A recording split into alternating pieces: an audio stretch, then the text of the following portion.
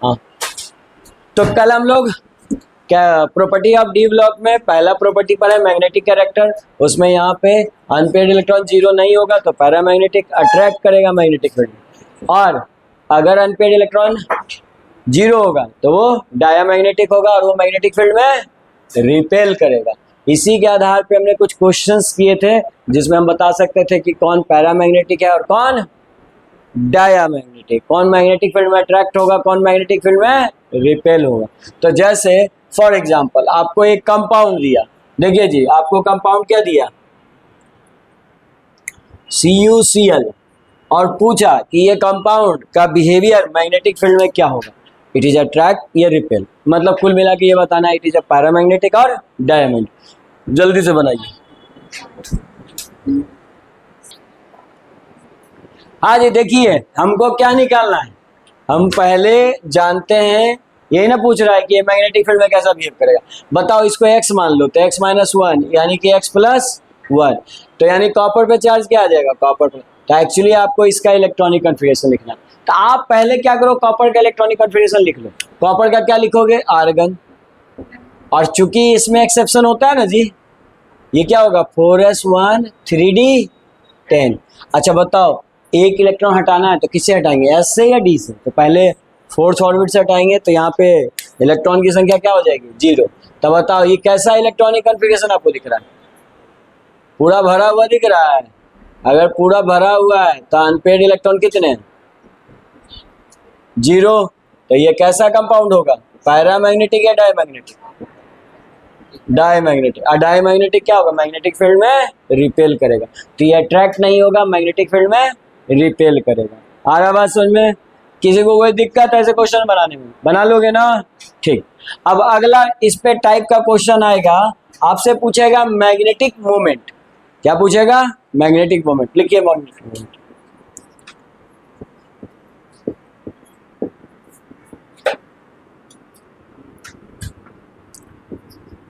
Magnetic moment को mu से दिखाते हैं और इसका फॉर्मूला होता है n+2 है ना, Bm बोर्स मैग्नेट्रॉन बोलते हैं, इसका यूनिट होता है, उससे कोई मतलब नहीं है, वैल्यू आपको निकालना है म्यू का।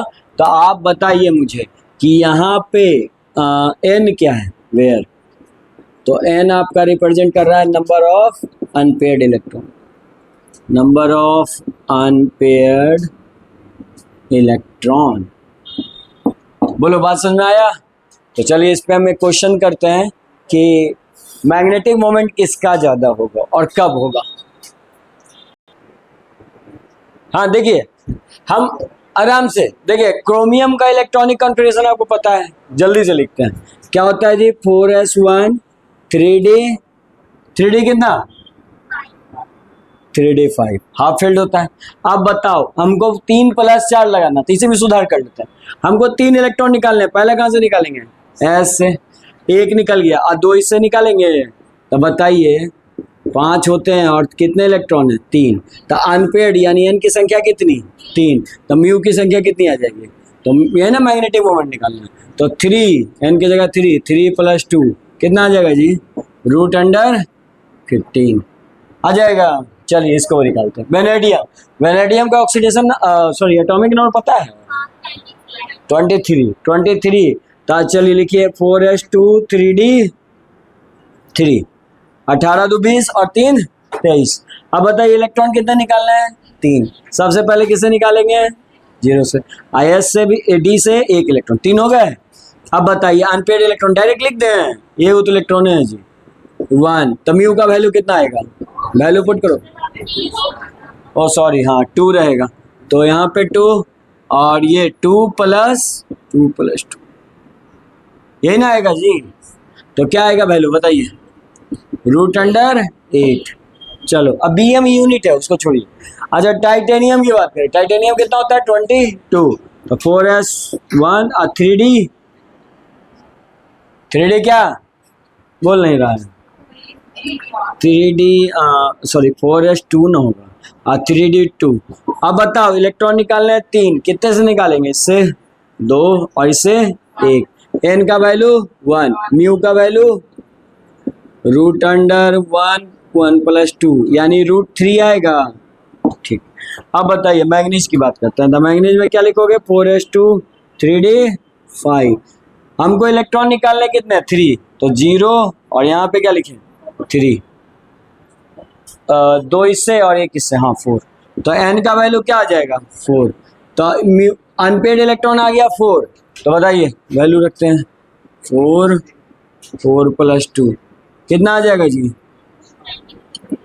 √24 है ना। आपसे ये ना पूछा है किसका मैक्सिमम मैग्नेटिक मोमेंट होगा, तो किसका होगा जी मैक्सिमम, जिसकी वैल्यू ज्यादा है। सबसे वैल्यू बड़ी कौन है 24। इसको रूट को मत सॉल्व कीजिएगा, जरूरत नहीं है। तो कौन सा आंसर सही हो गया ऑप्शन ABCD ऐसे 4 दे देगा ऑप्शन आपको एग्जाम में, तो कौन सा टिक कीजिएगा डी। बोलिए मैग्नेटिक मोमेंट निकाला सीख लिया है, किसी को इसमें कोई दिक्कत नहीं ना। तो आप यहाँ पे एक इंपॉर्टेंट नोट लिखिए जिसमें सब बात एक ही लाइन में आ जाएगा। क्या अनपेयर्ड इलेक्ट्रॉन को हम किससे दिखाते हैं एन से। अभी बोले ना अनपेयर्ड इलेक्ट्रॉन एन, तो अनपेयर्ड इलेक्ट्रॉन हम लिख भी देते हैं। अगर एन की वैल्यू अगर बढ़ी, एन की वैल्यू जैसे जैसे बढ़ेगी कौन सा कैरेक्टर बढ़ेगा जी पैरामैग्नेटिक।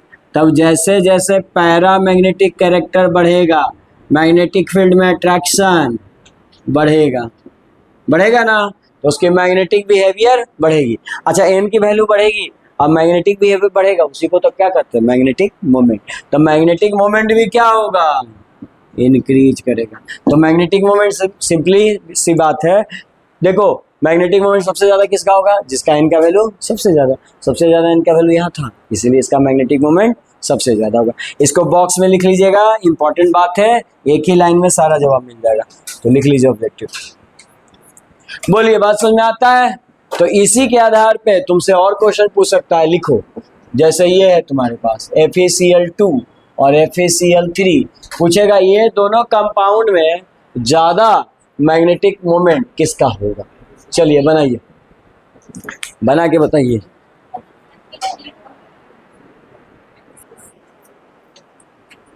देखिए सबसे पहला काम करना है कि आयरन का क्या निकाल लेना है ऑक्सीडेशन नंबर। तो X-2 क्लोरीन का -1 होता है ना जी, तो ये X-2 यानी X का वैल्यू +2, यानी कुछ नहीं आयरन +2 दिया गया। यहाँ पे क्या लिखेंगे X-3 = 0। तो यहाँ पे आयरन क्या दिया गया आपको +3। आया बात समझ में। अब आयरन का इलेक्ट्रॉनिक कन्फिगरेशन तो लिखने आता ही है और आयरन +2 का भी लिखने हमको आता ही है, तो आयरन +2 का लिख लेते हैं। बताइए आयरन का लिखेंगे 26 का, तो क्या लिखेंगे 4s2 3d6। हमको कितने इलेक्ट्रॉन हटाने हैं 2, तो 2 यहाँ से हटा दो। अब बताओ 6 इलेक्ट्रॉन है, 6 इलेक्ट्रॉन का भरने का तरीका देखो 1 2 3 4 5 6। अनपेड इलेक्ट्रॉन की संख्या कितनी आई एन का वैल्यू 4, तो म्यू का वैल्यू कितना हो जाएगा बोलो, म्यू ना निकालना बोलिए 4 + 4 + 2 कितना आ जाएगा √24। आइए दूसरे वाले का निकालते हैं Fe3+ का। तो Fe3+ में 2 इलेक्ट्रॉन यहाँ निकाल चुके हैं और 1 इलेक्ट्रॉन डी से निकालेंगे। ये बात समझ में आया। तो बताओ अनपेयर्ड इलेक्ट्रॉन कितने हैं 5 हो गए। अब अगर हम पहले ही बोले हैं कि एन का वैल्यू बढ़ेगा तो मैग्नेटिक मोमेंट भी बढ़ेगी। तो बताइए म्यू का वैल्यू क्या आएगा 5 × 5 + 2 कितना आ जाएगा जी √35। तो किसका वैल्यू ज्यादा हुआ FeCl3 का, यानी आंसर कौन सा आ जाएगा बोलिए सबका सही है। बन जाएंगे इस तरह के सवाल। और भी कंपाउंड्स देंगे तो जैसे Cu दे दिया, बहुत सारे कंपाउंड दे सकते हैं CuCl2, तो किसका ज्यादा है ये आप निकालते रहिए, ठीक है। तो इस तरह के सवाल आपके क्वेश्चन बैंक में और भी हैं। इसके बाद हम लोग नेक्स्ट प्रॉपर्टी की तरफ चलते हैं। दूसरे के बाद पहला प्रॉपर्टी ये पढ़ लिए मैग्नेटिक प्रॉपर्टी, दूसरा लिखो ऑक्सीडेशन नंबर। अब बताइए ट्रांजिशन मेटल बोले या डी ब्लॉक एलिमेंट बोले, इनका ऑक्सीडेशन नंबर क्या होता है वेरिएबल होता है। क्यों होता है वैकेंट डी ऑर्बिटल प्रेजेंट होने का। तो लिखो इसको, लिखो transition metal have variable oxidation number. Transition metal have variable oxidation number due to presence of variable oxidation number due to presence of vacant d orbital, vacant d orbital, है ना, vacant d orbital.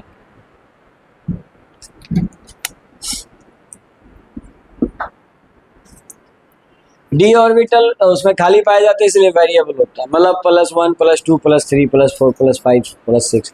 Maximum कहाँ तक जा सकता है, maximum कहाँ तक जा सकता है जी, बता सकते हो? यही क्वेश्चन पूछा गया आपके एग्जाम में, आपसे पूछा गया है कि maximum oxidation number, oxidation number तो ऊपर आप निकालना सीख ही चुके हो, तो जरा ये क्वेश्चन बनाओ तो जो एग्जाम में आपके पूछा गया है। हाँ 2022 में मैंगनीज के कंपाउंड्स दिए गए हैं, मैंगनीज के 4 कंपाउंड दिए हैं। अच्छा एक आध वो प्रैक्टिस कर लो, बताओ तो हाईएस्ट ऑक्सीडेशन स्टेट कितना आता है, जरा देखो तो KMnO4 में, बताइए मैंगनीज का, जल्दी से बताइए कितना आएगा? +7। 1 + x ऑक्सीजन का कितना होता है? -2। 4 ऑक्सीजन कितना होगा? -8 = 0। तो x - 7 = 0, x = क्या आ जाएगा? +7। तो मैक्सिमम कितना जा सकता है जी? +7 तक। याद रखिएगा मैंगनीज का ही मैक्सिमम होता है, ये भी पूछता है क्वेश्चन, पूछा हुआ है एग्जाम में। विच of the following element have maximum oxidation number, किसका होता है जी? मैंगनीज। 4 ऑप्शन दिया रहेगा। जैसे दूसरा बताओ K2Cr2O7, ये क्रोमियम का आपको क्या बताना है? Oxidation number. चलिए निकालिए।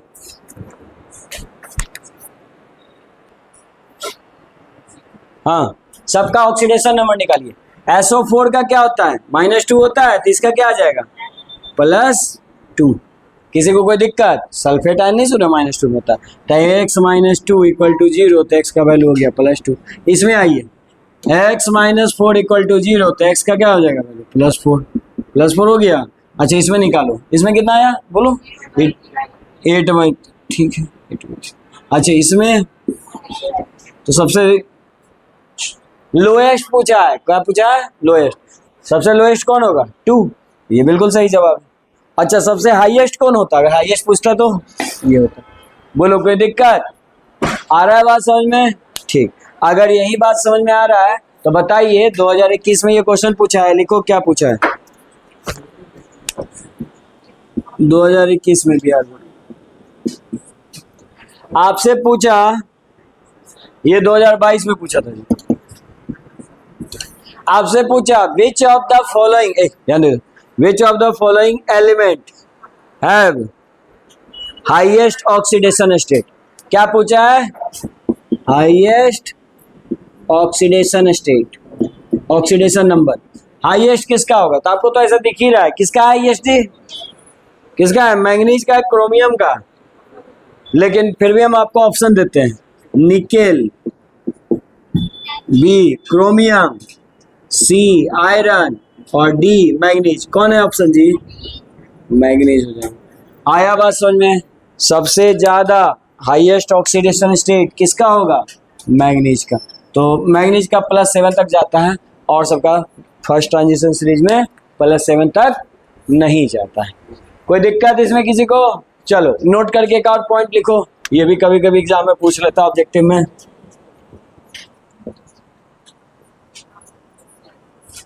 लिखिए most common oxidation state, most common oxidation state of, सबसे ज्यादा कॉमन ऑक्सीडेशन स्टेट है ना, of first 3D series is +2। जब आप 3D सीरीज की बात कर रहे हैं, यानी कौन से पीरियड ऑफ एलिमेंट्स की बात कर रहे हैं, फोर्थ पीरियड। अरे 4 में एक कम नहीं होता। अब बताओ सबसे कॉमन ऑक्सीडेशन स्टेट क्या है? +2। +2 क्यों है वो भी हम बता देते हैं। देखो आप बताओ, आप इलेक्ट्रॉनिक कन्फिग्रेशन लिखोगे कभी भी, मान लो क्रोमियम का लिखते तो यहाँ 2 नहीं लगाते, अगर वेनेडियम का यहाँ लिखते तो भी 2 लगाते, टाइटेनियम का लिखते तो भी 2 लगाते। यानी कि सबसे आसान हमें क्या निकालना है? 2 इलेक्ट्रॉन, क्योंकि आउटर मोस्ट में है। किस ऑर्बिट में है? 4th में। तो 4th से इलेक्ट्रॉन निकालना, 2 इलेक्ट्रॉन आसान है, 3rd से निकालना टफ हो जाता धीरे धीरे। तो यानी सबसे कॉमन ऑक्सीडेशन स्टेट जिसमें वो रहना चाहेगा वो क्या है? +2। तो ये बात याद रखिएगा, ऑब्जेक्टिव में डायरेक्ट पूछता है। जैसे ये क्वेश्चन 2018 में पूछा। मोस्ट, ये लिखने की जरूरत नहीं, सुन लीजिए। Most common oxidation state of first row मतलब वही 3D series, first row of transition element is +2, +3, +4, none of this. क्या है? +2। आ गया समझ में? बन जाएगा ऐसे क्वेश्चन। तो यहाँ से ऑब्जेक्टिव एग्जाम्स में आपके निकालते हैं, इसको ध्यान रखिएगा, लिख लीजिए यहाँ तक। हाँ लिखिए, हाँ लिखिए। डी ब्लॉक या ट्रांजिशन मेटल लिखिए। ट्रांजिशन मेटल्स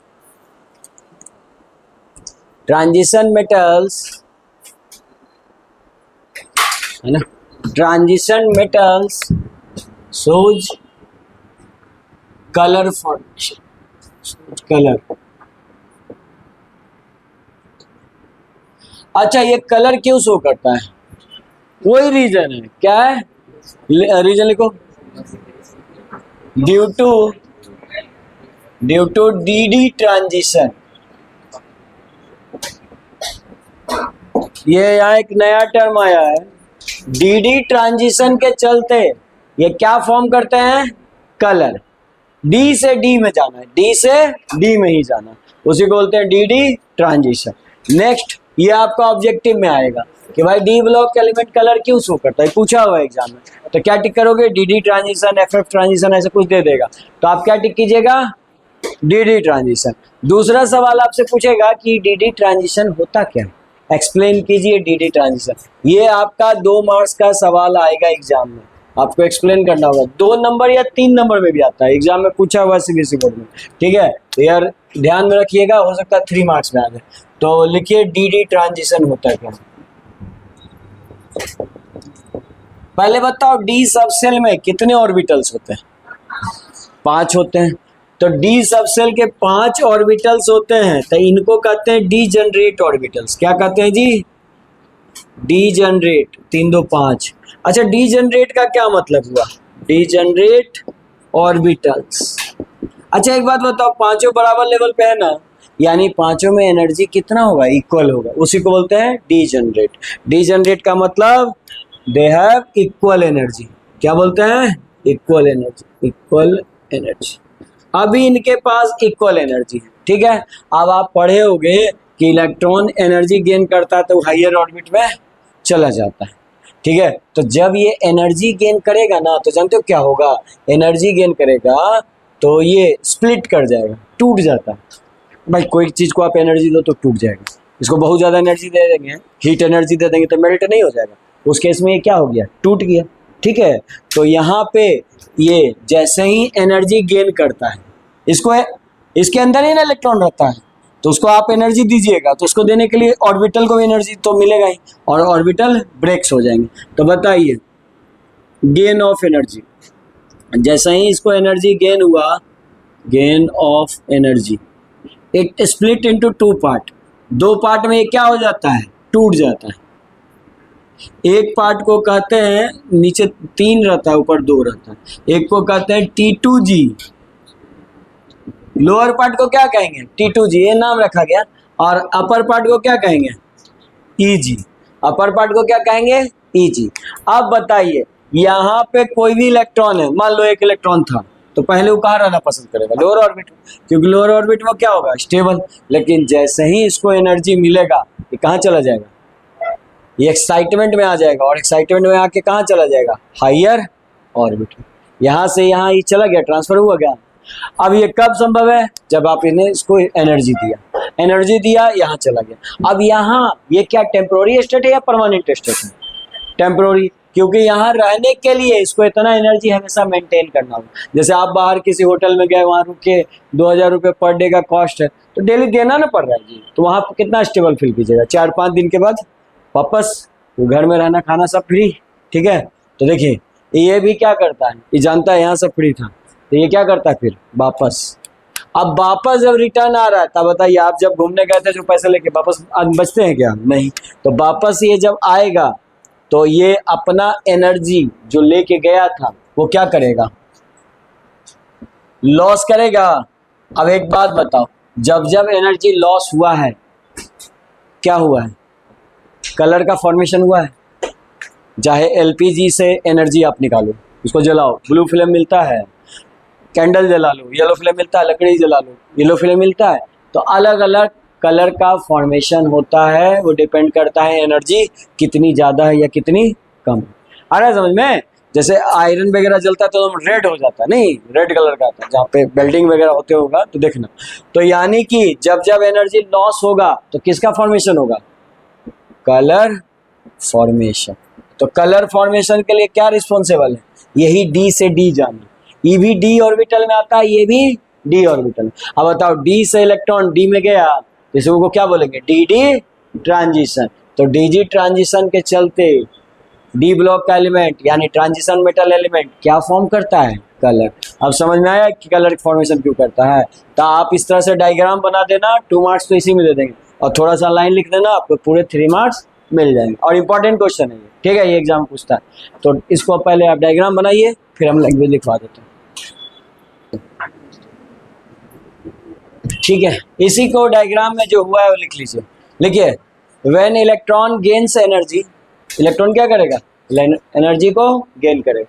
तो लिखो, when electron gains the energy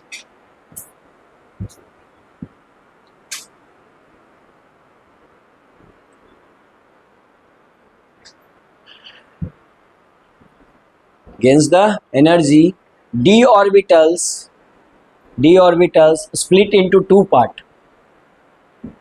d orbitals split into 2 parts, T2g and Eg। ऐसे लिखने, स्प्लिट मतलब ये टूटते हैं, split into 2 parts, T2g and Eg। T2g and Eg यहाँ लिखा हुआ है, T2g एंड Eg, है ना। अच्छा, इलेक्ट्रॉन को एनर्जी मिलेगा तो क्या होगा? इलेक्ट्रॉन ट्रांसफर होगा, कहां से कहां तक? T2g से Eg। तो इस बात को लिखो, एंड इलेक्ट्रॉन ट्रांसफर फ्रॉम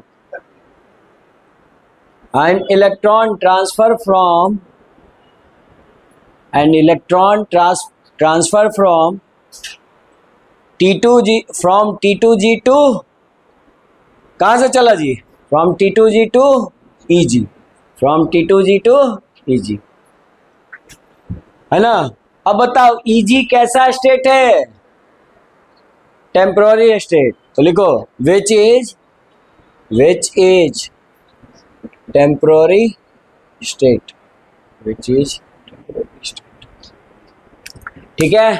ये टेम्पोररी स्टेट है, यहाँ इलेक्ट्रॉन रह नहीं सकता हमेशा। तो लिखो, कॉमा देके लिखो, व्हाइल रिटर्निंग द, अच्छा लौटने के दौरान क्या होगा? व्हाइल रिटर्निंग कहाँ? Eg से T2g के लिए जब रिटर्न हो रहा है तो returning electron losses the energy and form colour, और क्या बना देगा? एंड फॉर्म कलर, ठीक है। मतलब कि कहां से कहां गया जी? डी से डी में गया। सो इस फेनोमेनन को क्या बोलते हैं? देखो, this phenomenon is called D transition. This phenomenon is called D transition. Of course संभव है, यहाँ पे एक जगह खाली है तो इलेक्ट्रॉन जा सकता है। तो अब इस केस में क्या होगा? फॉर्म कलर का फॉर्मेशन होगा। अच्छा, सेकेंड केस लिखो, दो कंडीशन है जिसमें कि कलर फॉर्म हो सकता है। D1 से लेके 9 तक रहेगा तो कलर का फॉर्मेशन होगा।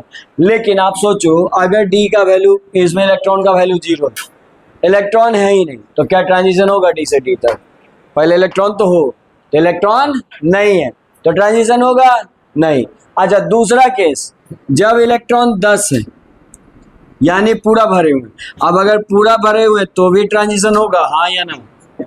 जगह कहाँ है कि जाएगा जी? जाएगा क्या? नहीं। अब अगर ट्रांजिशन ही नहीं होगा तो कलर फॉर्मेशन होगा नहीं। तो मात्र दो केस में, आपको ये सब नहीं करना है, मात्र दो केस है जिसमें कि कलर फॉर्मेशन नहीं होता है, जब वो फुल्ली फिल्ड हो या वो पूरा वैकेंट हो। ठीक है, तो डू नॉट फॉर्म कलर, देखो डू नॉट फॉर्म कलर, क्योंकि इस केस में डी ट्रांजिशन नहीं होता है। बोलिए किसी को इसमें कोई दिक्कत? अब इसके आधार पे आप बता सकते हो कि कौन सा एलिमेंट कलर शो करेगा, कौन सा नहीं, कौन सा डी ब्लॉक का कंपाउंड कलर शो करेगा, कौन सा डी ब्लॉक का कंपाउंड कलर नहीं शो करेगा। आया बात समझ में? अच्छा, तो अब आप बताइए कि आपके बुक का ही क्वेश्चन हम लेते हैं। क्वेश्चन नंबर लिखिए, पूछा गया है जिंक प्लस, अच्छा जो कलर नहीं फॉर्म करेगा उसको आप व्हाइट कलर भी बोल सकते हो। कौन सा कलर? White colour. कलर नहीं शो करने को एक व्हाइट कलर कहते हैं, कोई कलर नहीं। कलर होगा तो आप जान ही रहे हो, अलग अलग कलर फॉर्मेशन होता है। ठीक है, तो देखिए एक क्वेश्चन पूछा है आपका सीबीएसई बोर्ड 2015 में। क्या पूछा कि सॉल्ट आपका जिंक का सॉल्ट है, जिंक का सॉल्ट, अरे ZnCl2 पे आएगा ये, देखो जिंक का सॉल्ट ZnCl2, इसमें नहीं आएगा +2। तो आपसे पूछा है कि ZnCl2 कौन सा कलर शो करेगा। पहले कलर शो करेगा या नहीं करेगा? सोचो, नहीं करेगा। कैसा होगा? White colour. यही पूछा है कि जिंक आपका व्हाइट कलर शो करता है, जबकि छोटा सा हम क्वेश्चन लिखा रहे हैं, व्हाइल कॉपर 2+ आपका कलर शो कर रहा है, आर कलर, ऐसा क्यों? वाई पूछा, रीजन। चलिए बनाइए इसको कैसे बनाओगे? इसका इलेक्ट्रॉनिक कॉन्फ़िगरेशन लिख के दिखा दीजिएगा कि कौन सा कंडीशन में आ रहा है। देखिए ध्यान दीजिए यहाँ पे, आप देखिए जिंक का आप इलेक्ट्रॉनिक कॉन्फ़िगरेशन जानते हो। जिंक का क्या होगा जी? डायरेक्ट लिखो 4s2 3d10, ये होता है। अब बताओ जिंक +2 का लिखना है तो 2 इलेक्ट्रॉन हटाएंगे तो 0। अब बताओ अगर डी पूरा भरा हुआ है, फुल्ली फिल्ड है, तो कोई ट्रांजिशन होगा क्या? डी ट्रांजिशन नहीं। तो अगर डी ट्रांजिशन नहीं होगा तो कलर शो करेगा नहीं। तो आप लिखना not D transition, that's why do not form colour and it is white. और दूसरा कॉपर क्या है जी? 1 है कॉपर, कॉपर 2+। पहले कॉपर का इलेक्ट्रॉनिक कन्फिगरेशन लिखो, 4s1 3d10। बताओ कितने इलेक्ट्रॉन हटाने हैं? 2। तो 2 हटाने तो पहले किसे हटाओगे? S से और फिर 9 से। तो बताओ D9 जब होता है तो DD ट्रांजिशन होता है, तो बता देना due to D9 electronic configuration DD transition will be possible, so that's it form colour. ये क्या करेगा? कलर का फॉर्मेशन करेगा। बोलिए बात समझ में आती है? बना लोगे ऐसे क्वेश्चन? कौन से कंपाउंड कलर फॉर्म करेंगे, कौन से कंपाउंड कलर नहीं फॉर्म करेंगे, आप बता सकते हो ना आप? ठीक है, तो अगला क्वेश्चन बताइए। हाँ देखिए, आपने टाइटेनियम का ये इलेक्ट्रॉनिक कॉन्फ़िगरेशन लिखा है, ये आपको पता है, ठीक है। और इसे 3 इलेक्ट्रॉन निकालने हैं, S से 2 निकाला और D से 1। तो बताइए यहाँ पे इलेक्ट्रॉन D सबसेल में है ना, तो ये क्या करेंगे? जब अगर D1 होगा, D1 से लेकर D9 तक, तो क्या फॉर्म करेगा? Form colour. ये कलर का फॉर्मेशन करेंगे। बोलिए कोई दिक्कत? बात समझ में आता है? चलिए स्कैंडियम की बात करते हैं। स्कैंडियम 21 पे 3D कितना हो जाएगा? 1। अब बताइए स्कैंडियम 3+ कौन दिया हुआ है? स्कैंडियम 3 पे 3 इलेक्ट्रॉन रिमूव करेंगे। इलेक्ट्रॉन कहाँ से रिमूव करेंगे? S से 2 और D से 1। क्या कोई भी इलेक्ट्रॉन बचा? नहीं, वैकेंट ये पूरा खाली है जी, तो कोई ट्रांजिशन के लिए इलेक्ट्रॉन ही नहीं है, तो क्या D से D ट्रांजिशन होगा? तो क्या लिखेंगे? No DD transition in this case, no d transition. तो ये क्या कलर फॉर्मेशन करेगा? नहीं, तो ये कलर फॉर्मेशन नहीं करता है क्योंकि इसमें डी ट्रांजिशन संभव नहीं है। आपका जवाब यही आया है। इसी को थोड़ा लैंग्वेज में लिख देना। लिख लोगे एग्जाम में? लिखते नहीं हो क्या कि एग्जाम में? देखे हैं कॉपी में बहुत आधा बच्चा नहीं लिखता है लगभग। तो आप ऑब्जेक्टिव सब्जेक्टिव लिखने की आदत डालिएगा इसमें कि because of D1 transition it shows colour and because of D0 electronic configuration it does not has DD transition, that's why it does not form color।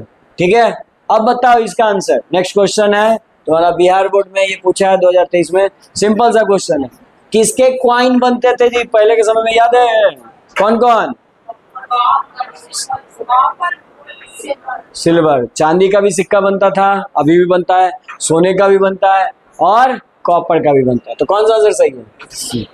बन जाएगा इस तरह का डी एलिमेंट। कोई दिक्कत किसी को इसमें? यहाँ तक लिखो, चलो जल्दी।